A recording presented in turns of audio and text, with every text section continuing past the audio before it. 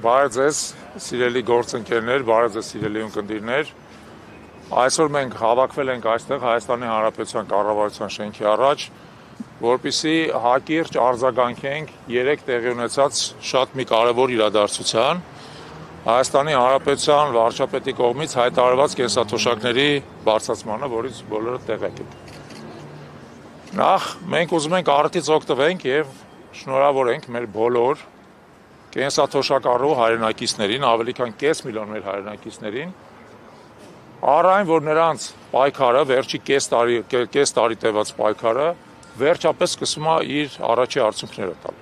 Ես ձեզ հիշեցնեմ, որ նախորդող 7 տարիների ընթացքում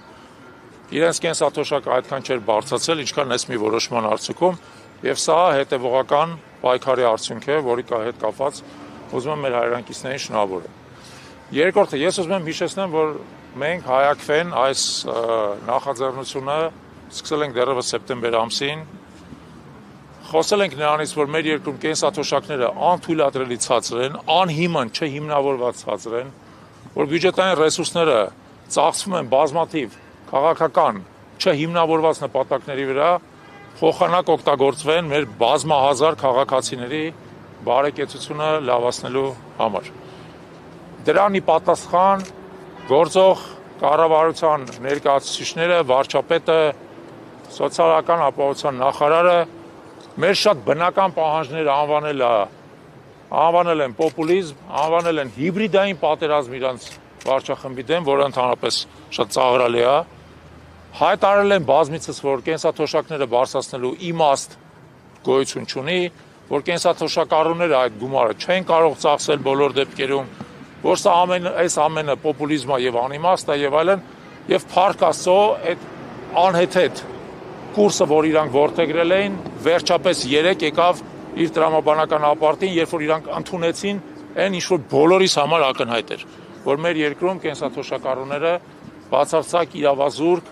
ստորացված վիճակում էին ապրում եւ նրանց խնդիրները պետք է սկսել լուծել։ Դրանով հանդերձ մենք համարում ենք, որ այս քայլը ոչ միայն ուշացած է, այլև բացարձակ կիսատ պռատ է։ Հիշեցնեմ, որ մենք պահանջում ենք, որ կենսաթոշակները պետք է բարձրանան առնվազն 50%-ով եւ նույնիսկ 50% բարձրացումը բավարար չէր, որովհետեւ նույնիսկ 50% բարձրանալու դեպքում օրինակ նվազագույն կենսաթոշակը չէր հավասարվելու նվազագույն սպառողական զամբյուղին։ Հայաստանում նվազագույն սպառողական զամբյուղը 80,000 դրամ է հիմա, այն էլ պաշտոնական տվյալներով, նվազագույն կենսաթոշակը 36,000 դրամ է,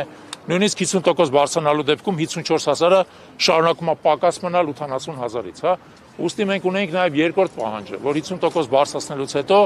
շարունակաբար ամեն տարի տեղի ունենային ինդեքսացիաներ կենսաթոշակների, մինչև նվազագույն կենսաթոշակը հավասարվեր նվազագույն սպառողական զամբյուղին եւ դրանից հետո երբեք չիջներ։ Ամեն տարի հաշվի առնելով գնաճը, հաշվի առնելով սպառողական զամբյուղի թանկացումը, տեղի ունենար կենսաթոշակների ինդեքսավորում եւ բարձրացում։ Ուստի մենք համարում ենք, որ այս քայլը ընդամենը մի կիսատ նախընտրական ժեստ է, կարելի է ասել ինչ-որ իմաստով ընտրակաշառքի տրամաբանությամբ արվող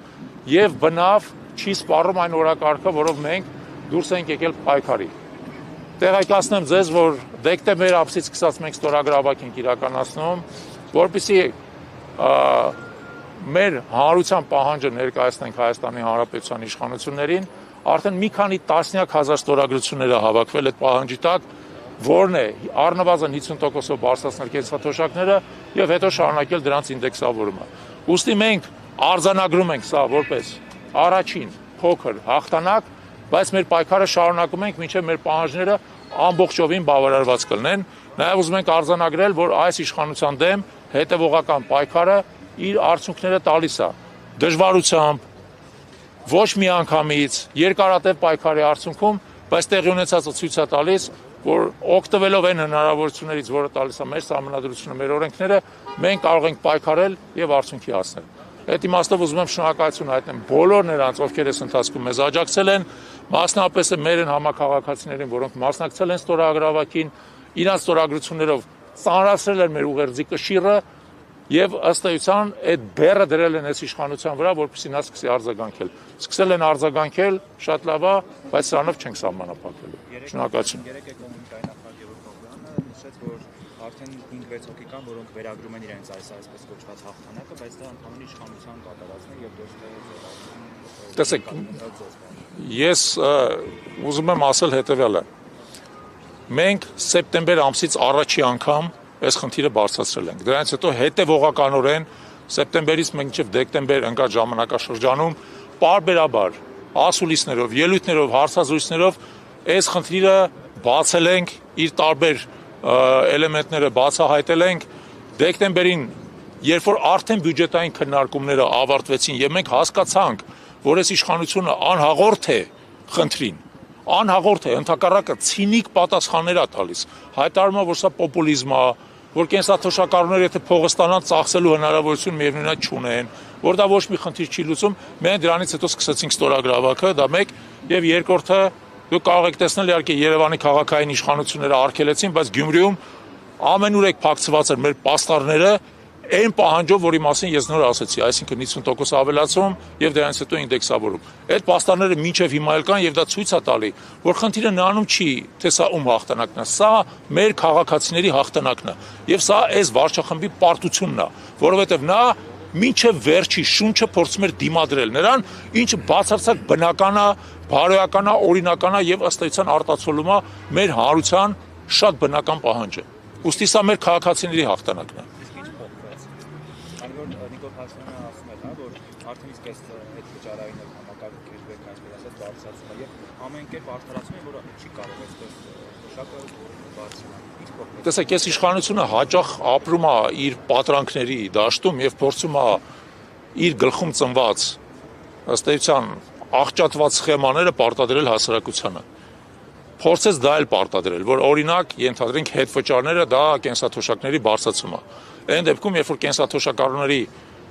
ծախսերի զգալի մասը ոչ մի հետվճար չի ենթադրում։ Ուստի եթե դա նույնիսկ բարձրացում է, ապա չնչին 1000 դրամ կամ 2000 դրամ։ Մարդիկ համոզվեցին դրանով եւ այսպես ասած այդ սուտը, այդ կեղծ սխեման, որով փորձում են մարդկանց կերակրել, պարզապես իրան սպառեց եւ այս իշխանությունը ընտրությունից տարածորեն 3 ամիս առաջ հասկացա, որ կենսաթոշակառուների հսկայական բազմությունը գալու է եւ իրանց դեմ է քվեարկելու։ Այն ինչ իրանց համար սարսափ է, որտեղ իրանք համարում էին, որ կենսաթոշակառուները միևնույնն է կգան տարբեր նկատառումների ձեռնելով կքվեարկեն այս վարչախմբի օգտին։ Չեն քվեարկի, հիմա էլ նույնիսկ այս ամեն ինչ հետո չեն քվեարկի, որովհետև մարդիկ տեսնում են, այս կեղծիքը, այս խաբեությունը տեսնում են, որ իրանց փորձում են ընդամենը ընտրակաշարք առաջարկել։ Չեն վերցնելու ընտրակաշարքը, վերցնելու են ինչ որ իրանց օրինական հասանելիքն է եւ դեմ են քվեարկելու։ Չեք զգում, որ նրանք փաստորեն ձեր ծրագիրը վերցրին եւ հիմա ծառայեցնում են իրենց նախընտրական քարոզարշավին։ Բացարձակ, ես կարծում եմ, որ տեսեք, մենք ընդհանրապես մեզ կողոպտված ենք զգում, որ